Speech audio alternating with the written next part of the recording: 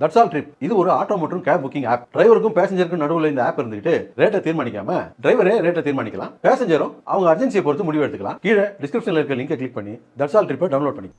திமுக ஆட்சிக்கு வந்தவுடன் டாஸ்மாக் கடைகள் மூடப்படும் என கூறப்பட்ட நிலையில் தற்போது தமிழகத்தில் டாஸ்மாக் கடைகள் அதிகரித்து விட்டன என முன்னாள் அமைச்சர் செல்லூர் ராஜு விமர்சித்துள்ளார்.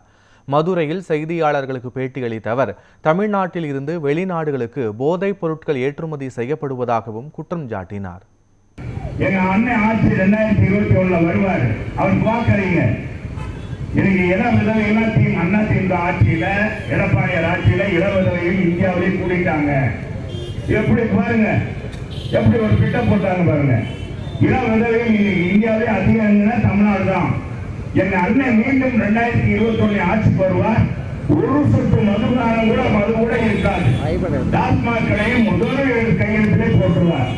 இது அவங்க மட்டும் சொல்லல, இன்னைக்கு இருக்க முதலமைச்சர் எதிர்கட்சி தலைவராக இருக்கும்போது டாஸ்மாக் கடையை மூடுவோம்னு சொன்னார்.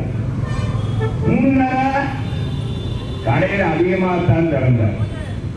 அது மட்டுமல்ல, முன்னாளாக்கே டாஸ்மாக் கடை இருந்துச்சு, இப்ப விதவிதமான போதைகள் வந்துருச்சு.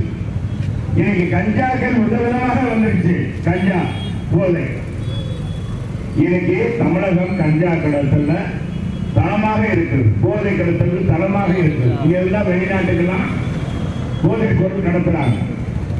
ஆக இப்படியெல்லாம் இந்த ஆட்சியில் அநியாயம் இருக்கு.